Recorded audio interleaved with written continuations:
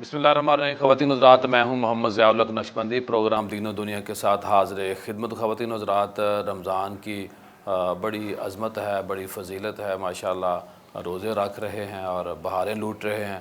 کوئی ماشاءاللہ اس وقت خانہ کعبہ میں موجود ہے، کوئی روضہ رسول پہ موجود ہے، کوئی مساجد میں موجود ہے، اور ہر بندے کا جو دل ہے وہ روزہ نرم کر دیتا ہے۔ رمضان جو ہی قریب قریب آتا ہے، سخت دل بھی نیکی کے اعتبار سے نرم ہو جاتا ہے۔ آج جو ہمارا موضوع ہے قبلہ پیر صاحب جو ہم بات کریں گے وہ ہے توبہ، کہ توبہ ہے کیا، کیسے توبہ کی جائے، اقسام کیا ہیں، اس کی سب سے بڑی جو فضیلت ہے، جو ریزن آپ کے لیے، جو ایک بینیفٹ آپ کو مل سکتا ہے وہ کیا ہو سکتا ہے۔ ماشاءاللہ پھر میں نے پہلے عرض کیا کہ حضرت پیر خواجہ سلیمان قمر قادری صاحب موجود ہیں، مانش جنگ سے ماشاء ان کا تعلق ہے، بہت بڑی درگاہ ہے، خانقاہ ہے۔ آپ کا ایم فل مکمل ہو چکا ہے، پی ایچ ڈی کر رہے ہیں، حافظ قرآن ہے، قاری قرآن ہے اور عالم باعمل ہیں۔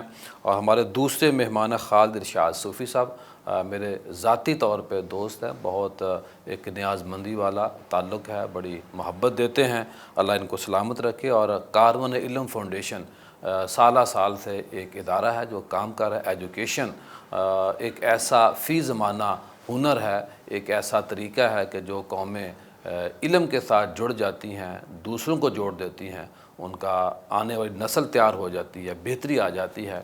تو کارون علم فاؤنڈیشن جو یونیورسٹی لیول پہ، جو سرکاری یونیورسٹیوں میں بچیاں اور بچے پڑھتے ہیں، ان کو لوک آفٹر کرتی ہے، ان کی فیس کا بندوبست کرتی ہے۔ اور یہ خالد ارشاد صوفی صاحب کا آئیڈیا تھا، انہوں نے ماشاءاللہ اس کے اوپر کام کیا۔ اس کا ایک پورے جو اس کا ڈھانچہ ہے، جو اس کا بورڈ ہے، اس کے اوپر تو وہ خود بات کریں گے۔ تیسرے ہمارے مہمان ہیں جناب نثار النبی صاحب۔ ان کو مدعو کرنے کا آج مقصد یہ ہے کہ ماشاءاللہ آپ نے 10,000 تقریباً 56 صفحات پر یہ مشتمل کتاب ہے، سیرت نبی کے اوپر انہوں نے کام کیا ہے، اور نام انہوں نے اپنے نام پہ رکھا ہے نثار النبی صلی اللہ علیہ وسلم۔ اس کتاب کے اندر کریم آقا کی ذات کا ہر پہلو ڈسکس کیا گیا ہے، اور اغیار نے جو اللہ کے پیارے نبی کے بارے میں پازیٹیو باتیں کی ہیں اس کے اوپر بھی بات کی ہے۔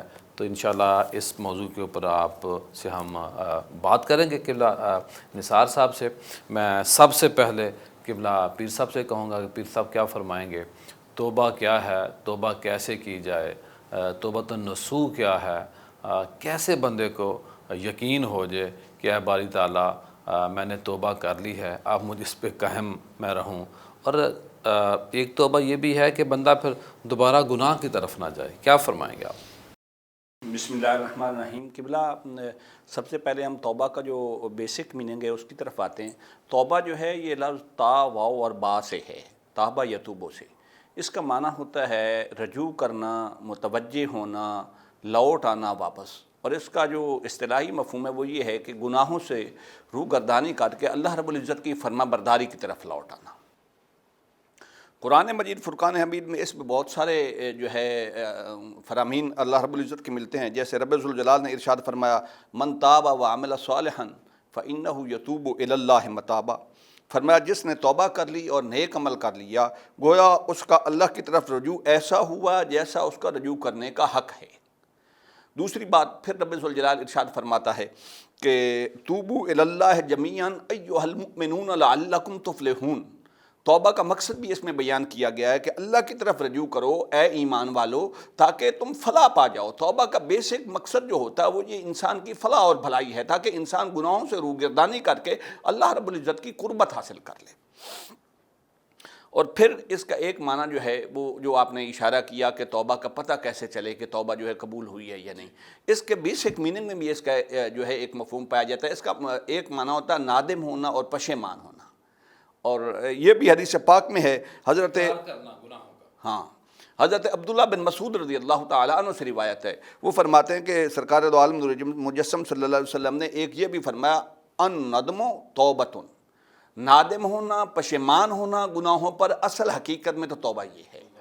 اور پھر آقا نعمت صلی اللہ علیہ وسلم کی حیات طیبہ کا آپ اگر مطالعہ کریں، دیکھیں کہ آقا علیہ الصلوۃ والسلام انبیاء سارے کے سارے جو ہیں 1,24,000 معصوم من الخطا ہیں، تو آقا علیہ الصلوۃ والسلام تو امام الانبیاء ہیں نا، اس کے باوجود آقا علیہ الصلوۃ والسلام جو ہے وہ ایک دن میں کتنی دفعہ رب ذوالجلال کی بارگاہ میں توبہ کے الفاظ جو ہیں ان سے جو ہے عرض گزار ہوتے تھے۔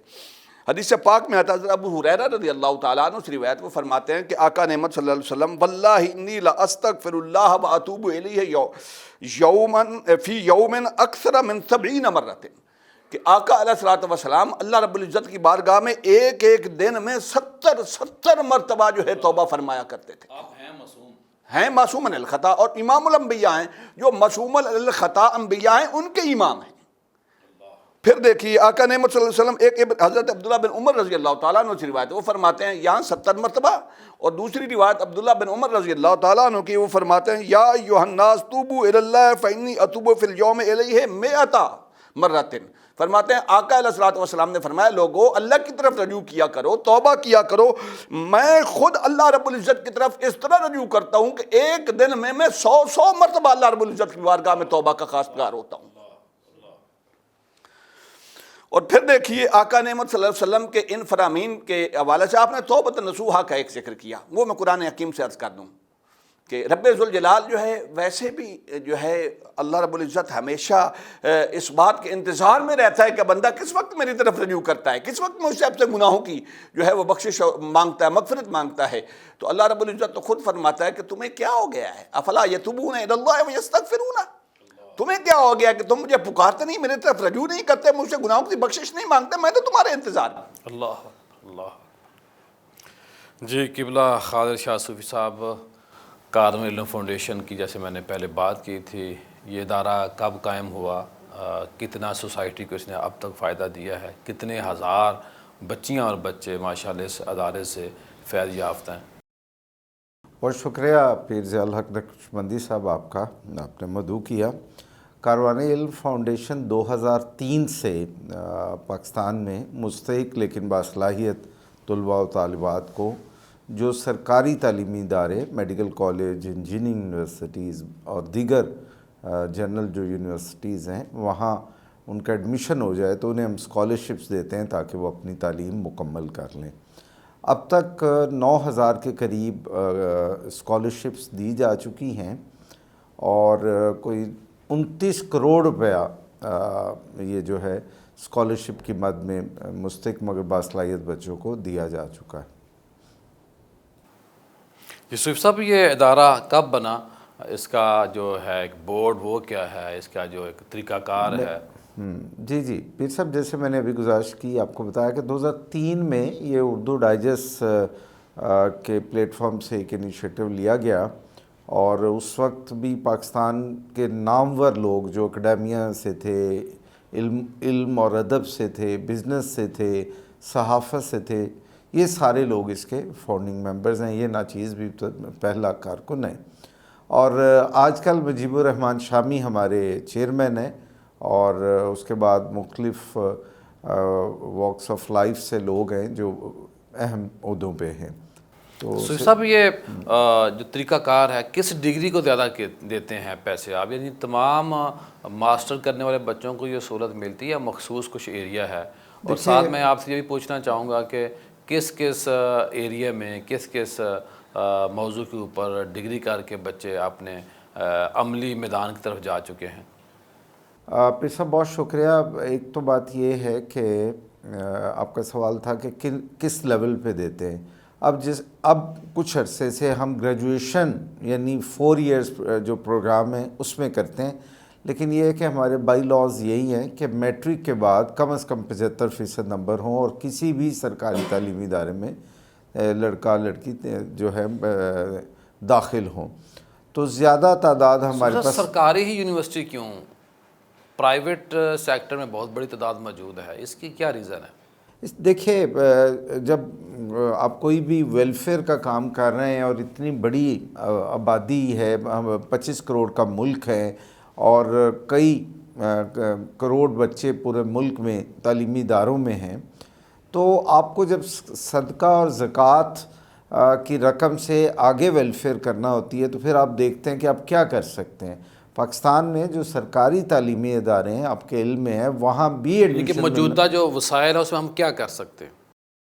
تو وہاں جی میں تو وہاں ایڈمیشن ملنا بہت مشکل ہے، اور ہم یہ کہتے ہیں کہ جو لاکھوں اور کئی ہزار اسٹوڈنٹ 70-80 ہزار اسٹوڈنٹ میں سے جس بچے نے ایک سیٹ ون کی ہے اور وہ پاکستان کے کسی بھی سرکاری ممتاز تعلیمی ادارے میں، وہاں ایڈمیشن لینا بھی کوئی اتنا آسان کام نہیں ہے، اس نے سیٹ سیکیور کی ہے، ایٹ لیسٹ اس کی جو اخراجات ہیں وہ پورے کیے جائیں۔ دوسری بات جو آپ نے کی ہے، دیکھیں پرائیویٹ سیکٹر پوری دنیا میں مہنگا ہے، اور دو طرح کے ماڈل ہیں۔ زیادہ بڑا ماڈل باقی دنیا میں بھی یہ ہے کہ یہ جو پبلک سیکٹر انسٹیٹیوشنز ہوتے ہیں یہ بہت بڑی تعداد میں ہوتے ہیں۔ ہمارا قومی بجٹ میں ہر سال بہت تھوڑی ریشو ہوتی ہے ایجوکیشن کی، ابھی ظاہری بات ہے ہم ترقی پذیر ملک ہیں۔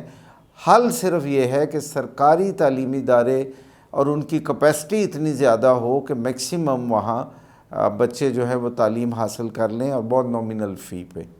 جی نثار صاحب، یہ کتاب ماشاءاللہ آپ نے جو تیار کی، خواتین، میں دوبارہ یہ کتاب آپ کو دکھا رہا ہوں، سیرت نبی صلی اللہ علیہ وسلم کو موضوع کے اوپر ہے، نثار النبی کے نام سے 1000 سے زیادہ اس کے صفحات ہیں۔ کتنا ٹائم لگا، کیا ذہن میں خیال آیا کہ ایک ایسی سادہ سیرت نبی کی کتاب تیار کی جائے؟ بسم اللہ الرحمن الرحیم، نحمدہ و صلی علی رسول الکریم، اما بعد، اعوذ باللہ من الشیطان الرجیم، بسم اللہ الرحمن الرحیم۔ بلا پیر صاحب، یہ تقریباً 3 سال لگے ہیں مجھے کتاب لکھتے ہوئے، تو ایسے ہی بیٹھے ہوئے اللہ تعالیٰ نے دل میں خیال ڈال دیا۔ ویسے میں اکثر پڑھتا رہتا تھا، میرا دل بڑا لگتا تھا اس میں کہ ہر وقت نبی پاک صلی اللہ علیہ وسلم کا سراپا میری آنکھوں کے سامنے موجود ہے، آپ کا اٹھنا بیٹھنا چلنا۔ تو کتاب ختم ہو جاتی تھی تو جیسے ختم ہو جاتی تھی دل بےقرار ہو جاتا تھا، تو دوبارہ پھر شروع کر دیتا تھا۔ تو ویسے ہی ایک دن میں نے کہا کہ آہستہ آہستہ میں لکھنا شروع کروں تاکہ وہ لمحات جو ہیں وہ زیادہ دیر میرے دل میں رہیں۔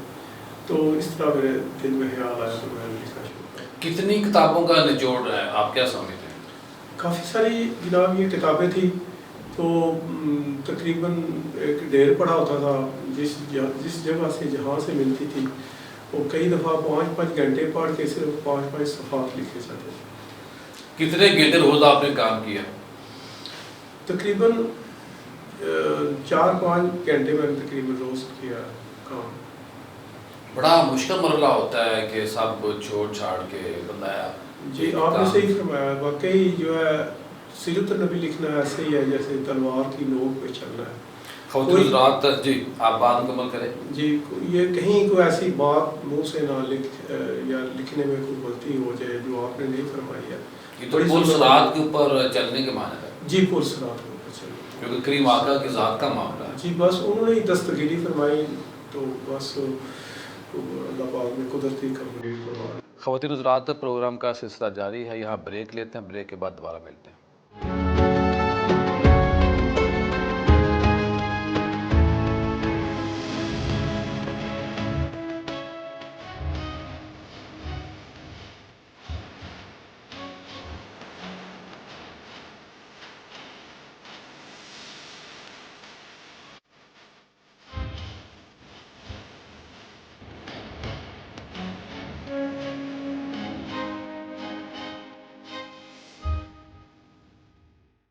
بریک کے بعد خوش آمدید خواتین حضرات۔ آج ہم بات کر رہے ہیں اپنے مہمانوں سے، جیسے بریک سے پہلے نثار النبی صاحب بات کر رہے تھے، خالد ارشاد صوفی صاحب علم کے اوپر بات کر رہے تھے، جو کار علم فاؤنڈیشن ہے بہت بڑا کام ہے، لیکن جو پیر صاحب ہم نے بات پہلے بھی کی اب بھی کرنی ہے، توبہ کرنا بھی بہت بڑا کام ہے، اور اقرار کرنا، اپنے جرم کو ماننا کہ اے باری تعالیٰ میں یہ جرم کر بیٹھا ہوں، مجھ سے یہ خطا ہوئی ہے، لیکن تو 70 ماؤں سے زیادہ پیار کرنے والا ہے۔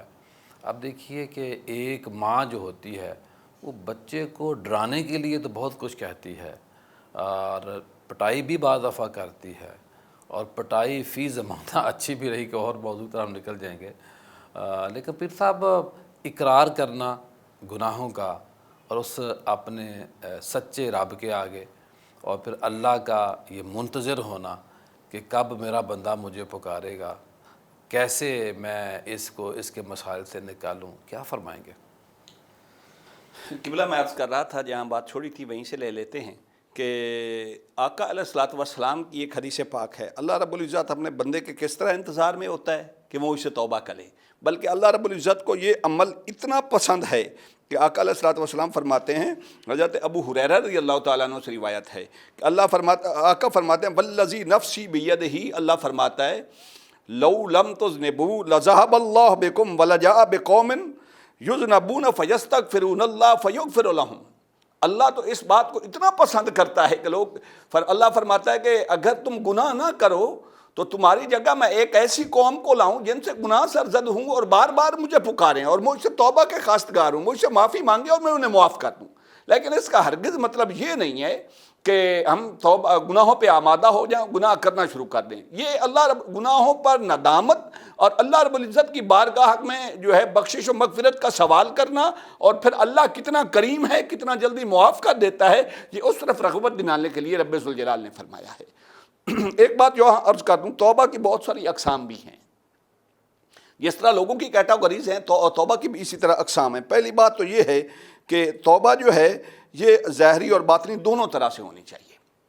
توبہ جو ہے صوفیاء نے فرمایا ایک توبہ ظاہری ہوتی ہے، توبہ ظاہری یہ ہوتی ہے کہ آپ اپنے اعضاء جو ہیں ان کو گناہوں سے بچائیں، آنکھ کو، کان کو، زبان کو، ہاتھ کو، پاؤں کو، ان سب کو گناہ سے دور رکھیں۔ روزوں میں تو یہ بڑا ضروری ہے نا کہ روزہ ہم معدے کے رکھنے کا، ہم زبان کا روزہ رکھیں، اپنی آنکھوں کا روزہ رکھیں، ہاتھوں اور پاؤں کا روزہ بھی رکھیں۔ بلکہ حدیث پاک میں ہے کہ جو شخص صرف جو ہے ہاتھ، پاؤں، آنکھ اور ان چیزوں کا روزہ نہیں رکھتا، آقا علیہ الصلوۃ والسلام نے فرمایا اسے بھوک اور پیاس کے سوا کچھ نہیں ملتا روزہ۔ ہائے ہائے ہائے۔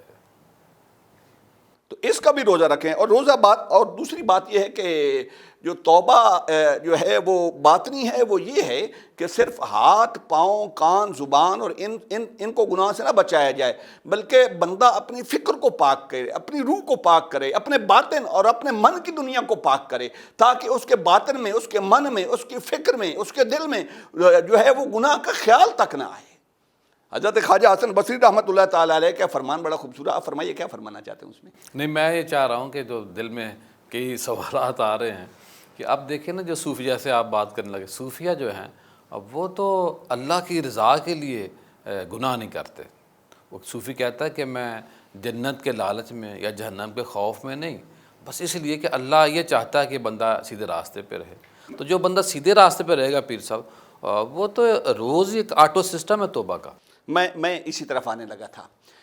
حضرت خواجہ حسن بصری رحمۃ اللہ تعالیٰ علیہ فرماتے ہیں کہ توبہ کی دو قسمیں ہیں۔ ایک توبہ جو ہے وہ توبہ جو ہے استحیاء کی ہے، اور ایک توبہ جو ہے وہ جو ہے، ایک تو یہ ہے کہ توبہ بندہ استحیاء کی توبہ یہ ہے کہ بندہ اللہ سے توبہ اس لیے کرے کہ اس سے حیا کرتے ہوئے، اللہ سے شرم کرتے ہوئے انسان گناہوں سے دور رہے۔ اور دوسرا فرماتے ہیں توبہ جو ہے وہ ایسی توبہ کہ بندہ جو ہے وہ آپ کہیں کہ اللہ رب العزت کی بارگاہ میں حاضر ہو اور توبہ انابت کی توبت کرے۔ انابت کی توبہ کیا ہے؟ انابت کی توبت یہ ہے کہ اللہ رب العزت کے خوف سے، ڈر سے، وہ قادر ہے مجھے سزا دینے پہ، تو اس سے توبہ کرے۔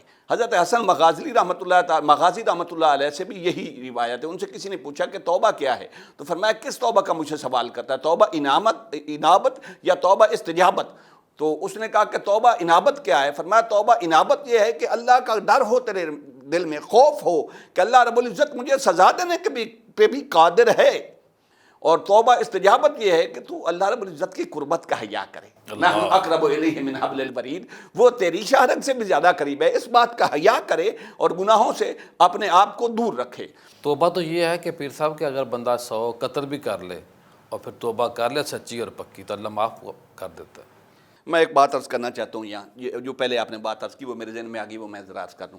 3 قسم کے لوگ ہوتے ہیں قبلہ۔ ایک وہ قسم کے لوگ ہوتے ہیں جو گناہوں سے توبہ کرتے ہیں، اور یہ عوام کی توبہ ہے کہ جو ہے بندہ گناہوں سے توبہ کرے، اور جو گناہوں سے توبہ کرتا ہے اس کے بارے میں رسول کونین صلی اللہ علیہ وسلم کا فرمان ذیشان ہے کہ اگر وہ سچی توبہ کر لے تو ایسے ہو جاتا ہے جیسے وہ جو ہے بچہ جو ہے اس نے جنم لیا، اس کے ذمہ کوئی گناہ ہے، اللہ گناہ اتنا پاک اور صاف ہو جاتا ہے۔ التوبہ من الذنوب کمن لا ذنب لہ، سچے دل سے توبہ کرے گا ایسے توبہ ہو جائے گی جیسے اس کے ذمہ گناہ ہی کوئی نہیں ہے۔ اللہ۔ اور دوسری قسم کے وہ لوگ ہوتے ہیں جو خاص لوگ ہوتے ہیں توبہ سے، وہ گناہوں سے توبہ نہیں کرتے بلکہ وہ لوگ غفلت سے توبہ کرتے ہیں کہ اللہ رب العزت کے جو ہے وہ ذکر اذکار میں اگر کوئی سانس جو ہے وہ غفلت میں گزر گیا تو اس سے توبہ کرتے ہیں، صحیح۔ اور یہ لوگ اہل انابت ہوتے ہیں۔ میں اختصار کر تیسرے اخص الخاص لوگ ہوتے ہیں جو اللہ سے توبہ جو ہے وہ نہ تو گناہوں کی ان کی توبہ ہوتی ہے، نہ غفلت میں کبھی وقت گزارتے ہیں، بلکہ ان کی توبہ یہ ہوتی ہے کہ وہ اللہ رب العزت کے ساتھ ان کی جو محبت اور لو ہوتی ہے اس میں توبہ کرتے ہیں کہ مالک تیری ذکر میں، تیری یاد میں اور کسی کا وہم اور خیال بھی ہمارے ذہن میں نہ آئے۔ بلکہ ایک صوفی کا فرمان ہے، میں عرض کرتا ہوں، وہ فرماتے ہیں کہ وجود کا ذنب لا یقاس بہ ذنب، صوفیاء فرماتے ہیں کہ یہ تیرا اپنا ہونا جو ہے، تیرا جسم جو ہے، یہ ایک بہت بڑا گناہ ہے، اس گناہ کے علاوہ تو گناہ کا کیا تصور کر سکتا ہے کہ وہ خدا جس سے تو محبت کرتا ہے اس کی بھی ذات ہو اور تو اپنے آپ کو بھی تصور کرے۔ اللہ جی صوفی صاحب، صوفیہ کی بات ہو رہی ہے تو آپ تو خود صوفی ہیں اور صوفی قبیلے کے اکثر خیل ہیں۔ صوفی صاحب کتنے اب تک بچے ڈاکٹر بن گئے، کتنے انجینئر بن گئے، اور اگر آپ کو لوگ ہیلپ کرنا چاہیں کار علم فاؤنڈیشن کے ساتھ مل کر کوئی قدم بے قدم ساتھ دینا چاہے تو کتنا خرچہ آتا ہے ایک بچے کے اوپر تاکہ لوگ آپ کو ملے، دیے سے دیا جلتا رہے؟ ساتھ آپ نے یہ بھی بتانا ہے ہمیں کہ یہ جو بچے یہاں سے پڑھ کے چلے گئے کیا وہ بھی پیچھے مڑ کے دیکھتے ہیں، نہیں دیکھتے؟ کیا اس روشنی کو آگے وہ عام کر رہے ہیں یا نہیں کر رہے؟ بہت شکریہ پیر صاحب۔ سب سے پہلی بات تو یہ کہ میں نے بتایا 9000 کے قریب اسٹوڈنٹ ہے جو مختلف ڈسپلنز میں، سب سے زیادہ تعداد MBBS ڈاکٹرز کی ہے، وہ تقریباً 2200 کے قریب ہیں۔ 2200 ڈاکٹر آپ نے دیے سوسائٹی کو؟ جی ہاں بالکل۔ اور اسی طرح 1949 کے قریب ہیں انجینئرنگ کے، BS 4 ایئر انجینئرنگ۔ 1900؟ یس جی بالکل 1949۔ اور پھر مختلف ڈسپلنز کے ہیں، میڈیکل سائنس، ٹیکنالوجی، اس کے مختلف ڈسپلن ہیں، کمپیوٹر سائنسز کے بھی ہیں، سوشل سائنسز کے بھی ہیں، مطلب لاء کے ہیں، اور لٹریچر میں ماسٹرز کی جنہوں نے کیا ہے۔ اچھا، اس کے بعد اگلا سوال آپ کا تھا کہ یہ واپس آتے ہیں کہ ریٹرن کیا کرتے ہیں؟ ہاں ریٹرن والی بات ہی تو الحمدللہ کوشش ہم کرتے رہتے ہیں، اور اچھی خاصی تعداد جو ہے اب وہ ڈونر بن چکی ہے۔ اب دیکھیے ان کی زندگی میں آپ کے پاس ایک وقت ہو تو میں ایک آدھ منٹ اور لوں گا۔ بہت وقت ہے، سارا وقت آپ کے صوفی صاحب۔ بہت شکریہ آپ کا، جزاک اللہ۔ پیر صاحب گزارش یہ ہے کہ کوئی بھی بچہ جب بہت مستحق گھرانے سے آتا ہے اور کسی بھی سرکاری تعلیمی ادارے تک پہنچتا ہے تو آپ نے پہلے کہا تھا تو ہماری کوشش ہے کہ کم از کم یہ والا ٹیلنٹ تو بجائیں، یہ تو اپنے ذمے لیں۔ اور پھر جب وہ ڈاکٹر یا انجینئر بنتا ہے یا کمپیوٹر سائنسز میں یا کسی اور ڈسپلنز میں کرتا ہے اور پھر وہ فیلڈ میں جاتا ہے، جاب کرتا ہے، بعض لوگ اپنی ایجوکیشن پھر اپنے وسائل سے ہائی کر لیتے ہیں، تو اس کے بعد ان کی زندگیاں نہ صرف ذاتی بلکہ ان کے پورے فیملی کی تقدیر بدل جاتی ہے۔ ہم اسی لیے کہتے ہیں کہ ہمارا کہ آپ ایک بچے کو جب ڈیولپ کرتے اس کے بعد پورا خاندان، پوری فیملی ڈیولپ ہو جاتی ہے۔ ہم کہتے ہیں کہ یہ زکوٰۃ سے تقدیر سازی کا منصوبہ ہے، یعنی آپ نے زکوٰۃ دی، ہم نے 4 سے 5 سال ایک بچے کو وہ آپ کی زکوٰۃ اور ڈونیشن کی رقم دی، اور اس سے نہ صرف وہ بلکہ ان کی پوری فیملی کے حالات بدل گئے۔ اور آپ نے پوچھا کہ کتنی فی ہے، دیکھیے اوورآل ایک ایگریگیٹ یا اوسط فیس جو ہے سرکاری تعلیمی ادارے مختلف ڈسپلنز میں زیادہ سے زیادہ ہمیں 1.5 لاکھ روپے چاہیے ہوتا ہے میڈیکل اور انجینئرنگ کا، جبکہ کچھ باقی ڈسپلنز ہیں وہاں 130 کے اراؤنڈ بھی 2 سمیسٹر کی جو فیس ہے، سال کی جو فیس ہے وہ مکمل ہو جاتی ہے۔ تو اگر کوئی ایک بچے کا خرچہ دینا چاہے تو 1,30,000 سے 1.5 لاکھ کے درمیان ہے۔ 1,30,000 یا 1.5 لاکھ کتنے عرصے میں دے گا بندہ؟ یہ دیکھیے یہ 3 مہینے 6 مہینے یہ تو ثوابدید ہے۔ بہت سارے لوگ ہیں وہ 10,000 مہینہ دے رہے ہیں، 10 سے 12,000 روپے مہینہ دے دیتے ہیں۔ کچھ لوگ ہیں وہ یکمشت دے دیتے ہیں۔ کچھ لوگ کہتے ہیں کہ اچھا جی یہ بچے کی فیسز کب ڈیو ہے، ہم انہیں ایک بتا دیتے ہیں کہ یہ فلاں فلاں مہینے میں، تو وہ تب بھجوا دیتے ہیں، وہی 65,000 70,000 روپے جو سمیسٹر کی فی ہوتی ہے۔ جی نثار صاحب کیا فرمائیں گے؟ کتاب کے حوالے سے بات کریں، ساتھ توبہ کے اوپر بات کریں کہ اللہ کے نبی نے توبہ کا ہمیں کیا طریقہ بتایا ہے، اور کتاب آپ کی بہت اچھی ہے ماشاءاللہ، کمال۔ قبلہ آپ کی ذرا نوازی ہے۔ بسم اللہ الرحمن الرحیم. قبلہ یہ جو ایک میں تھوڑا سا آپ کی بات میں اضافہ کروں گا. پیر صاحب نے بڑا پیارا فرمایا ہے. تو یہ جو خصوصی جو فرمایا گیا ہے خاص نبی کریم صلی اللہ علیہ وسلم کی میں تو وقت جو آپ نے فرماتے ہیں اور ایک جو فرمایا گیا ہے کہ لیا پھر ضم ما تقدم، تو وہ اس کے متعلق آپ کے اولین اور آخری وہ جو گناہ نبی کریم صلی اللہ علیہ وسلم تو آپ نے جو بڑا پیارا فرمایا معصوم ہے. تو اس کا جو ترجمہ ہے وہ یہ ہے کہ یہ حضور نبی کریم صلی اللہ علیہ وسلم کی برکت سے امت کے پہلے اور آخری جو ہے وہ گناہوں کے متعلق فرمایا گیا ہے کہ ان کو اللہ تعالیٰ بخشے. اور جو دوسرا جو فرمایا گیا ہے توبہ کے متعلق، حضرت ابوبکر صدیق رضی اللہ تعالیٰ عنہ فرماتے ہیں کہ تعالیٰ یا ربی ذنوبی مثل رحم اللہ تعالیٰ، میرے یا اللہ اتنے ریت کے ذرے جو ہیں ان سے زیادہ جو ہے وہ گناہ ہو گئے ہیں. اللہ کون سے گناہ ہیں؟ حالانکہ آپ کی ایک نیکی جو ہے پوری امت کی نیکیوں سے بھاری ہے. تو وہ اس کے متعلق اولیاء اللہ فرماتے ہیں کہ یہ جو ہر بندہ جو ہوتا ہے اولیاء اللہ جو حضرت ابوبکر صدیق رضی اللہ تعالیٰ عنہ یا انبیاء کرام، ہر لحظہ کل یوم ہوا فی شان، ہر لحظہ ان کے مقامات میں اللہ تعالیٰ بلندی فرماتے ہیں. اور جو اپنے وہ پہلے مقام کی طرف سے جو اگلے مقام کی طرف جب ان کی بلندی ہوتی ہے تو وہ اپنے پہلے مقام کو وہ ضمب تصور کرتے ہیں. تو یہ فرمایا گیا ہے کہ اللہ تعالیٰ جو ہے ان کے صدقے میں وہ جو اتنے ریت کے ذروں سے زیادہ یہ جو آپ کی بک کیا یہ جو اسٹوڈنٹ ہیں، جو بچے ہیں، جو خواتین ہیں یا اسکول ہیں، کالج ہیں، ان تک یہ کیسے پہنچ سکتی ہے؟ ان کو کیا فائدہ ہو سکتا ہے؟ لائبریریاں والے خریدیں، والدین اپنے گھروں میں رکھیں. اب دیکھیں رمضان ہے، ہر بندہ شاپنگ کر رہا ہے، اچھی بات ہے ماشاءاللہ، لیکن کتابیں ہم نہیں لیتے. خاص طور پہ سیرت نبی کی کوئی ایک بندہ کتاب اگر پڑھ لے تو اس کا بہت فائدہ ہو سکتا ہے. اس پہ کیا کہیں گے نثار صاحب؟ قبلہ اللہ تعالیٰ کا بڑا کرم فرمایا ہے کہ یہ سب سے پہلے میں نے یہ کتاب جو ہے حضور نبی کریم صلی اللہ علیہ وسلم کی خدمت پاک میں لے گیا تھا مدینہ پاک میں، تو وہاں لائبریری میں رکھوائی ہے میں نے. اس کے بعد جو کعبہ شریف میں آیا تو وہاں پر میں نے اس کی جو PDF بنوا لی ہوئی ہے، تو وہ الحمدللہ وہ ادھر رکھوا کے آیا. اب بھی اس کی PDF موجود ہے. اس کے علاوہ میں نے وہ گنجینہ گوہر کے نام سے 5 کتابیں لکھی ہیں الحمدللہ، ان کی بھی PDF اور یہ ساری جو ہے نا وہ جو مجھ سے مانگتا ہے تو میں اس کو وہ PDF ٹرانسفر کر دوں. ماشاءاللہ. خواتین حضرات، پروگرام کا سلسلہ جاری ہے. یہاں بریک لیتے، بریک کے بعد دوبارہ ملتے ہیں.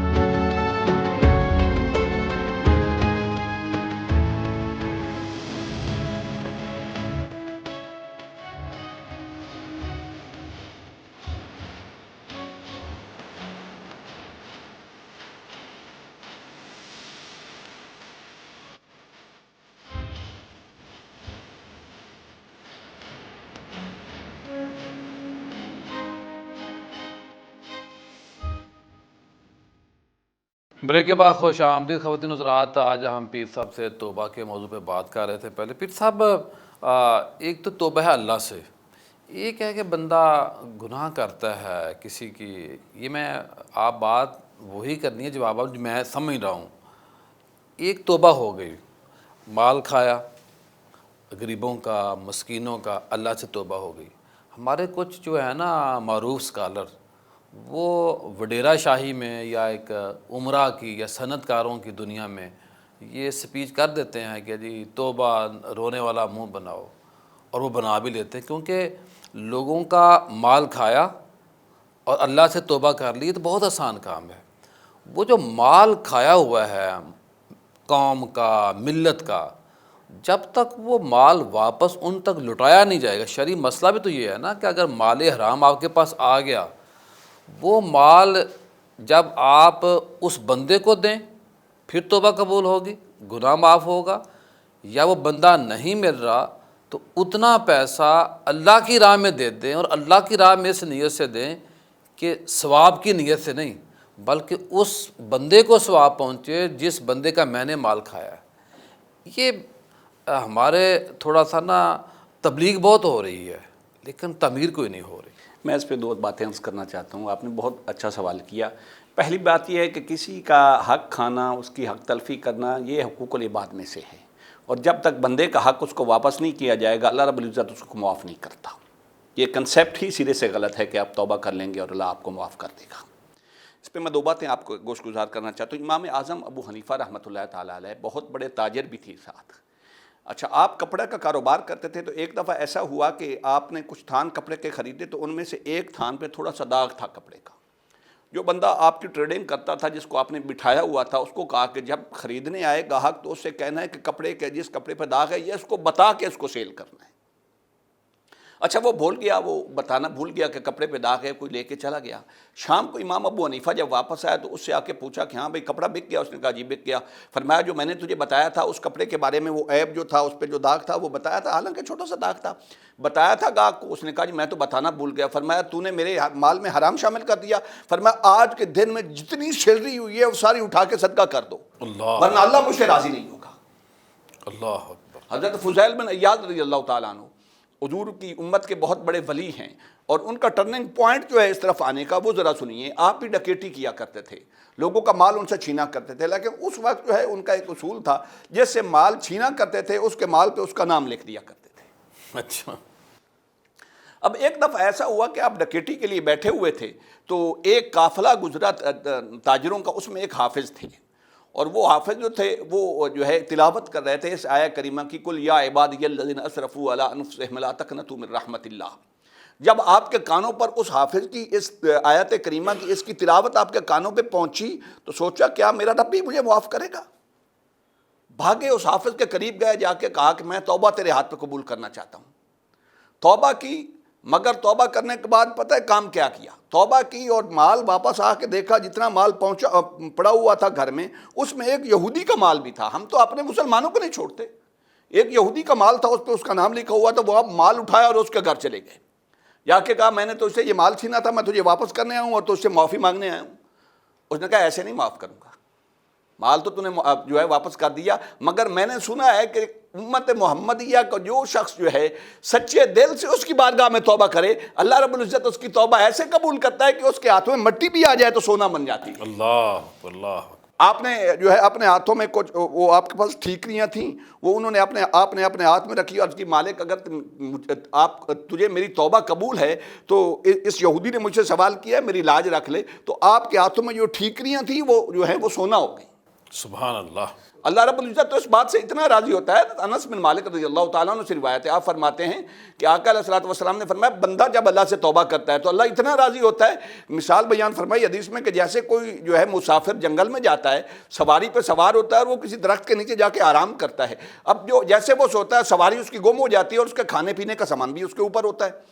اچھا جب وہ بیدار ہوتا ہے تو سواری نہیں ہوتی, اب وہ پریشان ہوتا ہے, نہ جو ہے کھانے پینے کا سامان ہے نہ سواری ہے, تو اچانک کچھ سواری نظر آ جاتی ہے اور وہ سواری کو دیکھ کر اتنا خوش ہوتا ہے کہ اس کی زبان سے یہ الفاظ نکلتے ہیں اللہم انت عبدی وانا ربک, اے اللہ جو ہے تو میرا بندہ ہے اور میں تیرا رب ہوں. تو اللہ رب العزت نے فرمایا کہ وہ اس خوشی میں اسے یہ سمجھ نہیں رہتی کہ وہ لفظ الٹ بول دیتا ہے انت عبدی وانا ربک. اس خوشی میں فرمایا میں اتنا خوش ہوتا ہوں جب بندہ مجھ سے توبہ کرتا ہے. اللہ اللہ.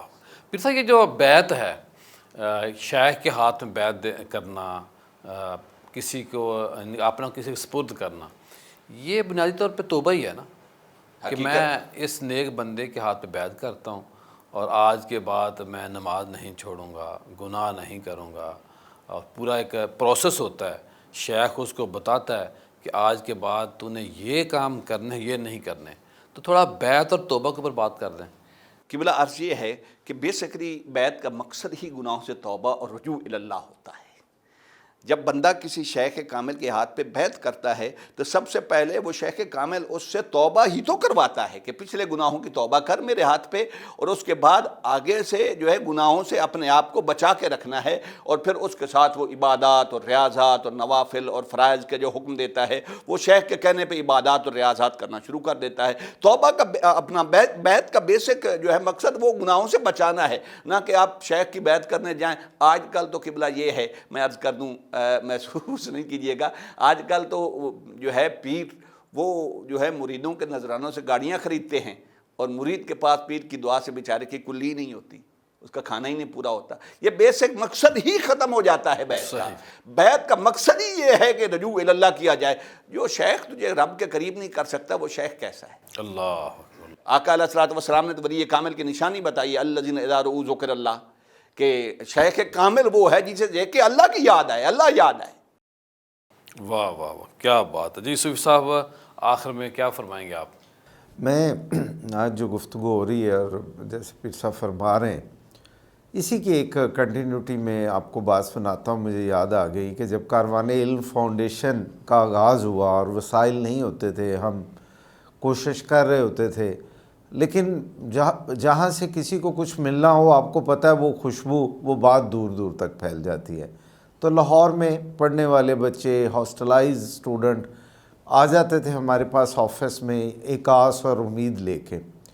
تو میرے اپنے تجربے میں یہ جو 22-23 سال ہے، بے شمار ایسے واقعات ہیں کہ ایک اسٹوڈنٹ آیا، اسے کل 23,400 کی ضرورت ہے، اس کی فی کا آخری دن ہے، اسے پتہ چلا، غریب گھر کا تھا، مستحق تھا، ادھر ادھر سے پوچھتے پچھاتے ہم تک پہنچ گیا۔ ہم نے اللہ تعالیٰ پر توکل کرتے ہوئے، اس رب العالمین پر ہمارا یقین اتنا پختہ ہوتا تھا، جناب ڈاکٹر اعجاز حسن قریشی صاحب کا، اور ہم کہتے تھے اچھا بیٹے کل آ جائیں، ہو جائے گا انشاءاللہ۔ اور رات کو وہ شام کو مصلے پہ بیٹھ جاتے تھے کہ اللہ برہم رکھنا، اور صبح ایگزیکٹ اتنے پیسے کوئی آ کے دے دیتا تھا۔ کیا بات، اور کیا میں ایسے ہی کویسچن کر لیتا تھا کہ یار یہ آپ نے یہ 23,400 ہی کیوں دے رہے ہیں کہ یہ کوئی، اور کہا جی میرے کسی عزیز نے باہر سے بھیجے تھے، میں نے یہ ڈالر یا پاؤنڈز جو ہیں یہ اس نے کہا تھا یہ بھیج دینا، تو میں نے ان کا جب پاکستانی روپے میں بدلا تو اتنے ہی آئے ہیں۔ تو ہم سبحان اللہ کہتے تھے دل صوفی میں۔ صاحب آپ کے کن کن بینک میں اکاؤنٹس ہیں، نام کیا ہے، تاکہ لوگ آٹو سسٹم میں جائیں، بینک کا رخ کریں اور آپ کے ادارے میں جمع کریں؟ کاروان علم فاؤنڈیشن کا میزان بینک میں صرف اکاؤنٹ ہے، ہم اور پاکستان کے کسی بھی حصے میں میزان بینک میں جا کے ہمارے اکاؤنٹ میں پیسے جمع کروائے جا سکتے ہیں۔ اور باقی آپ اگر یہ میری جب گفتگو جاری ہے تو نمبر نیچے بھی چلا دیں گے تو سہولت ہو جائے گی۔ انشاءاللہ نمبر آپ بول دیں۔ زبانی اس وقت سوری مجھے صحیح، چلیں ٹھیک ہے۔ اب یہ بتائیے کہ کیا آپ البتہ کانٹیکٹ نمبر کا کویشچن کر لیں تو کانٹیکٹ نمبر بول دیں۔ یہی میں چاہ رہا ہوں نا کہ اگر آپ سے کوئی رابطہ کرنا چاہے، کوئی بینک ڈیٹیل لینا چاہے، ظاہر اس نے رسید بھی آپ کو بھیجنی ہے، آپ کو بھی چاہیے ہوتی ہے، تو وہ کیسے آپ سے رابطہ کرے؟ دیکھیے ایک تو ہماری ویب سائٹ ہے کاروان علم فاؤنڈیشن کی، آپ صرف کاروان علم لکھیں گے تو سب سے ٹاپ پہ ہماری ویب سائٹ بھی آ جائے گی، ڈونیشن دینے کا طریقہ بھی آ جائے گا، پاکستان اور پاکستان سے باہر جتنے ذرائع سے آپ بھیج سکتے ہیں وہ ساری معلومات موجود ہے۔ آپ میزان بینک کی کسی بھی برانچ میں چلے جائیں، کاروان علم فاؤنڈیشن کا نام لیں، وہ آپ سے ڈونیشن لے لیں گے۔ اس کے بعد اپنا موبائل نمبر بول دیں۔ جی، اس کے بعد ہم سے رابطہ کرنے کے لیے ہمارا نمبر جو ہے وہ ہے 0300 1103030۔ اس پہ آپ ایک دفعہ دوبارہ ریپیٹ کر دیں۔ جی 0300 1103030۔ اس پہ ہم 24 آورز اویلیبل ہے، آپ کسی وقت بھی اس نمبر پہ کال کریں تو انشاءاللہ ہم آپ کو رسپانس کریں گے۔ کوئی ایسا بچہ، کوئی ایسی داستان صوفی صاحب کہ آپ نے سمجھا ہو کہ واقعتاً یہ ایک بہت بڑی نیکی کی ہے، کوئی ایسی ہسٹری، کوئی ایسا کارنامہ میں کہوں گا، ویسے تو ایک ایک بچے کو لوک آفٹر کرنا ہی کارنامہ ہے، لیکن کوئی ایسا واقعہ جب آپ خود بھی آنسو نہ سنبھال پائے ہوں، کسی کی ماں کے آنسو دیکھ کر، کسی کے باپ کے آنسو دیکھ کر، کسی بچی یا بچے کے آنسو دیکھ کر؟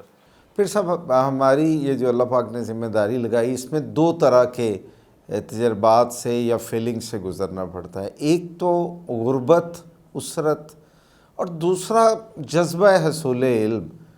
ہم مشش کر اٹھتے ہیں کہ یار جس گھر میں ایک وقت کا کھانا پک رہا ہے، اس گھر کے بچوں کو والدین جو ہے تعلیم کی تلقین کر رہے ہیں، تبلیغ کر رہے ہیں کہ پڑھو اور اعلیٰ نمبر لو۔ بے شمار کہانیاں ہیں، میں آپ کو ایک چھوٹی سی کہانی سناتا ہوں کہ لاہور بورڈ میں 2002 میں ٹاپ کرنے والا طالب علم اختر عباس، جس کا تعلق دیپال پور سے آگے ایک چھوٹا سا گاؤں دھرمے والا، اس کے انتہائی غریب گھر کا یہ چشم و چراغ، باپ کو ٹی بی تھی اور خون کی قے آتی تھی، ساتھ دمہ بھی تھا، ماں جو ہے تنور پہ روٹیاں لگاتی تھی اور ساتھ یہ جو کاشتکاری ہے اس کی مزدوری کرتی تھی، اور یہ بھی 8ویں کلاس کے بعد ماں کے ساتھ کھیتوں میں مزدوری کرتا تھا. اور اس بچے نے جب ٹاپ کیا تو اس دور میں گزٹ آتا تھا کسی بھی بک شاپ پہ لاہور بورڈ کا، اور وہاں جا کے اپنا رزلٹ معلوم کرنا ہوتا تھا، اور 10 روپے وہ لیتے تھے کیونکہ وہ ظاہر بات ہے انہوں نے خرید کے رکھ، تو اس کے پاس 10 روپے بھی نہیں تھے جس نے لاہور بورڈ ٹاپ کیا تھا. اور پھر امتحان دینے سے لے کے رزلٹ آنے تک یہ نوجوان لاہور میں جوہر ٹاؤن میں مزدوروں کے ساتھ یہ جو مکانات کی تعمیر ہوتی ہے اس میں بطور مزدور کام کرتا رہا. اور جب میں اس کے گھر گیا ہوں اور میں نے جو غربت دیکھی ہے کہ ایک کچا کوٹھا ہے اور ایک طرف کوئی گیٹ نہیں ہے، کچھ نہیں، دیوار نہیں ہے، کچھ نہیں، اور لاغر باپ پڑھا ہے اور اس کا بیٹے نے لاہور میں بورڈ میں ٹاپ کیا ہے. کوئی اس وقت بھی کوئی 1,00,000 کے قریب اسٹوڈنٹس تھے. ہم نے اسے اسکالرشپس دی، لاہور لائے، پڑھا، پی یو سے اسے پڑھایا، اس نے ماسٹرز کیا.